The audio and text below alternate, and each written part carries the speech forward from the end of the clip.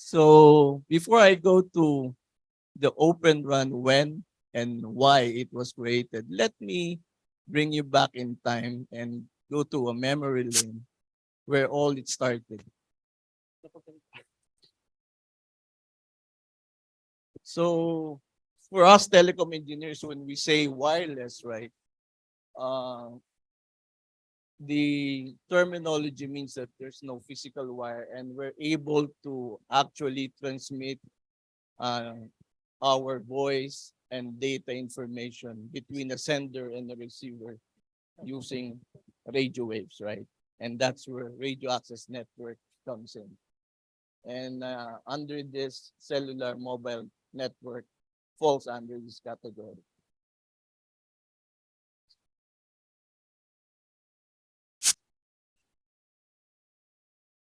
So when I say that I will take you back in time, this is the evolution of the cellular mobile technology, right? This is how it all started in my country and to the rest of the world, right? So maybe you are familiar with the phones that you're seeing right now in front of you, right? So that's 1G, 2G, 3G, 4G, and 5G technology.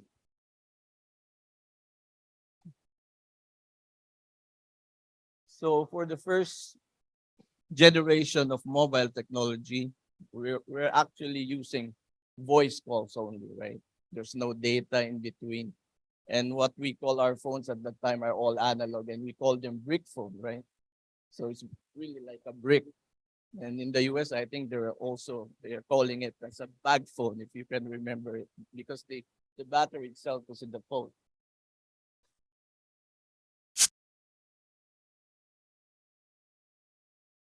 And then came along the 2G, right?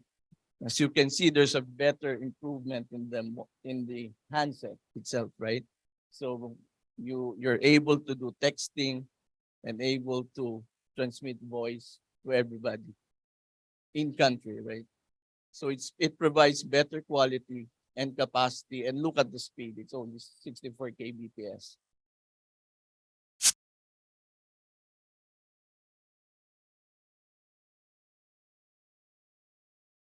So this is the comparison between the 1G and 2G wireless systems. As I've said, maybe you can take a look at what kind of phones you have during the start of your career. So this is it, right?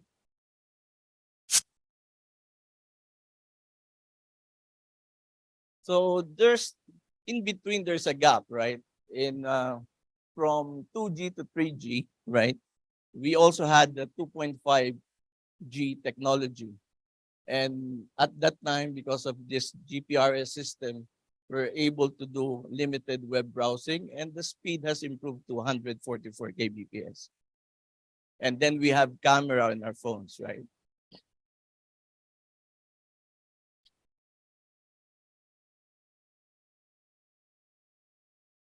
So 3G technology afterwards were introduced and we had better speed and then we can do data transfer and limited web-based applications. I think at this time we don't have Spotify yet, but iPhone was there already, bringing in the new uh, smartphone, right? That we were able to use just a single finger to check on our phone and we got away with the keypad. If you can remember, right? We don't use the keypad anymore.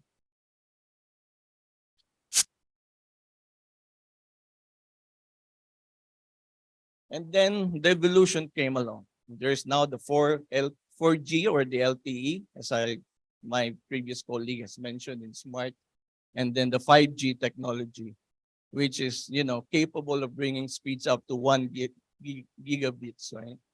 And now we're able to do or have our phone like a broadband access, right? So it's really revolutionized the industry when we had this technology. So after 5G was introduced in 2010, there was now a discussion about having a new system which is open, right? And this was initiated by the Federal Communications Commission at Capitol Hill in the USA, together with its international allies such as Japan and European Union. So technically, the start of Open RAN was in 2016 when there was already discussions. And the purpose was really to disaggregate and, a better option, to have a better option to the likes of software and hardware closed systems that were being supplied by Nokia, Huawei, Ericsson, etc. Right?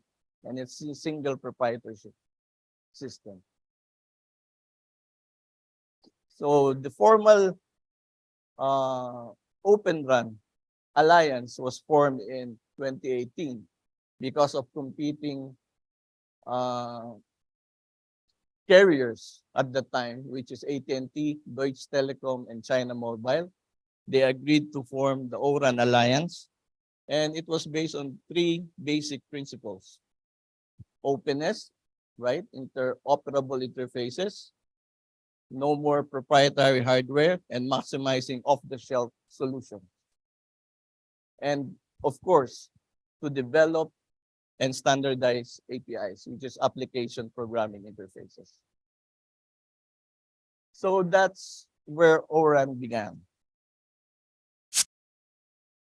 And basically, the basic setup of an Open RAN is, as mentioned by my previous speakers here, is this aggregation of the hardware and software, right? And opening it up to major developers, other collaborators in the industry. And now we have to be open, and our remote radio unit and baseband unit at this time can be supplied by any vendor, right? And that's really the real purpose of Open RAN, for being open. So as you can see, fast track in 2020, there are now a lot of vendors. Even, me, I did not, normally I do consultancy in the healthcare industry and not in the telecom industry. But now it's open even to the enterprise vendors to be in the mobile network technology. As you can see, IBM is there, Dell is there, Fujitsu is there, right? These are not standard players in the mobile industry, but now it's open.